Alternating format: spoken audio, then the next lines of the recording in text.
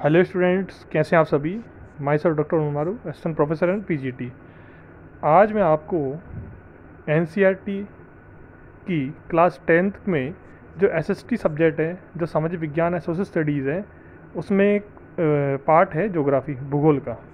उसमें से आप लोगों को फर्स्ट चैप्टर पढ़ाने जा रहा हूँ और चैप्टर का नाम है रिसोर्सेज एंड डेवलपमेंट। यानी कि रिसोर्सेज कौन कौन से होते हैं और उनका विकास कैसे होता है, उनका डेवलपमेंट कैसे होता है। ठीक है। तो जैसे कि उसमें बताया गया है कि everything available in our environment, यानी कि हमारे पर्यावरण में हर वस्तु उपलब्ध है हमारी आवश्यकता के अनुसार, इकोनॉमिकल, फेसिबल एंड कल्चरली। यानी कि हर चीज़ आर्थिक रूप से हमको उपलब्ध है। वो हालांकि आर्थिक रूप से उपलब्धता हम मनुष्य ने बनाई है, बट नेचर ने हमें हर चीज़ उपलब्ध कराई है। ठीक है।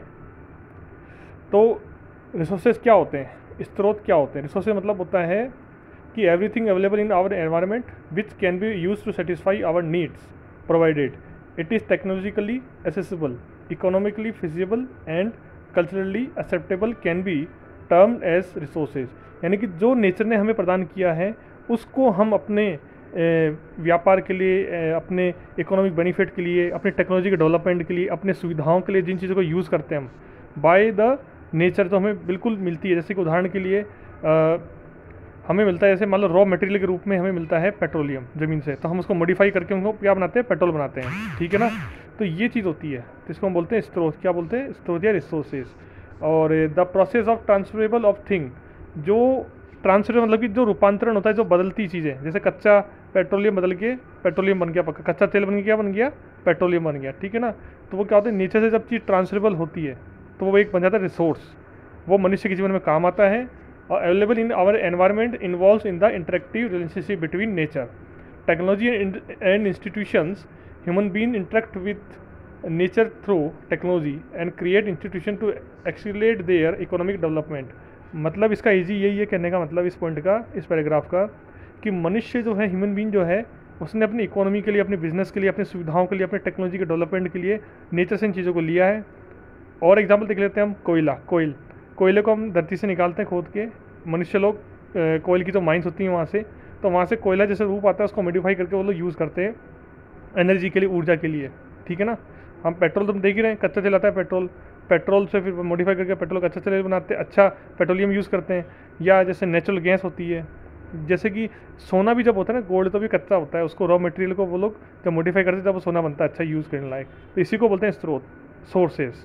मतलब ह्यूमन बीइंग क्या करता है, अपनी टेक्नोलॉजी के बेस पर, अपनी इंस्टीट्यूशन के बेस पर उनका डेवलपमेंट करता है। ठीक है ना। Do you think that resources are free gifts of nature as assumed by many. क्या हम सोचते हैं कि नेचर ने हमें रिसोर्सेज फ्री में दिए? ऐसा कुछ भी नहीं है। इसके पीछे बहुत सारे सेक्रीफाइस किए हैं ह्यूमन बीइंग ने, अपने अपने लाभ के लिए भी, बिजनेस के लिए भी। लेकिन ह्यूमन बीइंग ने, मनुष्यों की प्रजाति ने इसके लिए बहुत ज़्यादा रिसर्च भी किया है, विज्ञान की शोध किए हैं। दे आर नॉट, ये फ्री में नहीं मिले हमें, इसके लिए हमने बहुत सेक्रीफाइस किया मनुष्यों ने। Resources are a function of human activities. जो रिसोर्सेज होते हैं ये मनुष्य की एक्टिविटीज़ के जो फंक्शंस होते हैं उसकी मेन एक्टिविटीज़ में भाग लेते ही हैं। ठीक है ना। मनुष्य के जो क्रियाकलाप होते हैं, खाने पीने, सो, जैसे मान लो रसोई गैस भी एक रिसोर्सेज है। तो ज़िंदगी के डे टू डे लाइफ में जो काम आने वाली चीज़ें हैं वही रिसोर्सेज होती है जो कि मनुष्य के काम आती है। Human beings themselves are essential components of resources, they transfer material available in our environment into resources. जैसे मैंने आपको बताया अभी कि जो एक मटेरियल अवेलेबल होता है नेचर के द्वारा, उसको ट्रांसफरेबल करके ह्यूमन बीइंग अपने रिसोर्सेज अपने यूज़ के लिए बना लेते हैं। These resources can be classified in the following veg. ये जो रिसोर्सेज होते हैं इनको हम क्लासीफाइड इस रूप में कर सकते हैं। Number 1, on the basics of origin. जिनका ओरिजिन हुआ उसके बेस पर दो प्रकार हो सकते हैं, दो पार्ट टाइप्स हो सकते हैं, biotic and abiotic. Number 2, on the basis of exhaustivity, यानी कि जो चेंज हो सकते हैं दोबारा से और जो दोबारा से नहीं बन सकते, जैसे renewable and non renewable. Number 3, on the basis of ownership. On the basis of ownership यानी कि ऑनरशिप के बेस पर, ठीक है ना। तो जैसे कि इंडिविजुअल होता है, किसी पर्सनल का भी होते हैं, ये कम्युनिटी के समाज के भी होते हैं, नेशनल देश के भी होते हैं, इंटरनेशनल पूरे वर्ल्ड के भी। जैसे कि सनलाइट पूरे इंटरनेशनल है ना, ऐसे।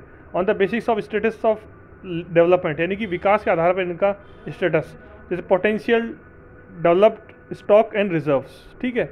ये तो मैंने आपको बताया इनके जो मेन टाइप से क्लासीफिकेशन। लेकिन अगर हम इनका देखें, रिसोर्सेज का देखें साइंटिफिक क्लासिफिकेशन हो क्या होगा, तो हम देखते हैं इसके अंदर रिसोर्सेज 2 टाइप्स के होते हैं। नेचुरल और ह्यूमन मेड, यानी कि वो एक तो रिसोर्सेज होते हैं जो कि नेचुरल यानी कि जो हमें प्रकृति से मिलते हैं, और एक रिसोर्सेज वो होते हैं जो कि ह्यूमन मेड होते हैं, यानी कि मनुष्य उनको बनाता है। जो ह्यूमन मेड होते हैं उनकी जितना पहले कर लेते हैं हम कि मनुष्य के द्वारा निर्मित जो भी रिसोर्सेज होते हैं वो होते हैं दो टाइप के होते हैं। एक तो होता है स्ट्रक्चर्स एंड इंस्टीट्यूशंस, जो कि संस्थाएं संगठन इनको बनाते हैं, और एक क्वालिटी एंड क्वांटिटी। क्वांटिटी कितनी क्वांटिटी इनको बनाना है, कितनी क्वालिटी किस क्वालिटी में बनाना है, जैसे कोयला अलग अलग क्वालिटी का होता है तो उस बेस पे इसको बोलते हैं क्वांटिटी एंड क्वालिटी। नेचुरल जो होता है रिसोर्सेज, इसके दो टाइप होते हैं। एक होता है रिन्यूएबल, जो कि चेंज हो सकते हैं, दोबारा से बन सकते हैं, दोबारा से धरती पे आ सकते हैं, यूज़ होने के बाद दोबारा से हम उनको यूज़ कर सकते हैं। लेकिन नॉन रिन्यूएबल होते हैं जिनको हम दोबारा से यूज़ नहीं कर सकते। रिन्यूएबल के भी दो टाइप से, कंटिन्यूस और फ्लो, यानी कि जो लगातार चलते रहते कभी ख़त्म नहीं होते, जैसे कि विंड एंड वाटर, जैसे कि हवा और पानी। और दूसरा होता है बायोलॉजिकल। बायोलॉजिकल में दो टाइप होते हैं, नेचुरल वेजिटेशन जैसे कि फॉरेस्ट हो गए, और दूसरा है वाइल्ड लाइफ जैसे कि जंगली जानवर वन्य जीव हो गए आदि। और एक दूसरा नॉन रिन्यूएबल जो कि कभी बदल नहीं सकते, चेंज हो सकते, जैसे कि रिसाइकेबल, जिनका कि हम रिसाइकल कर सकते हैं, हम उनको रिसाइकल करके दोबारा साइंटिफिक तरीके से बना सकते हैं, जैसे कि मेटल्स, धातु। लेकिन एक होते हैं नॉन रिसाइकेबल जो बिल्कुल ही दोबारा नहीं बन सकते, जैसे कि फॉसिल फ्यूल्स, है ना। फॉसिल जो होते हैं, जो जीवाश्म होते हैं, जानवर के दबे होते हैं बहुत साल पुराने, लाखों ईयर्स के, पुराने ईयर्स के, वो दोबारा थोड़ी बन सकते हैं। वो तो एक बार हमने यूज़ कर लिए तो यूज़ कर लिए, वो दोबारा नहीं बन सकते। लेकिन जो रिसाइकल होते हैं वो रिसाइकल दोबारा बन सकते हैं। ठीक है स्टूडेंट, तो इस वीडियो में इतना ही। मैंने आपको बताया रिसोर्सेज क्या होते हैं। अगर आपको वीडियो अच्छा लगा हो तो जरूर लाइक कीजिए, शेयर कीजिए। Okay student, thank you, bye.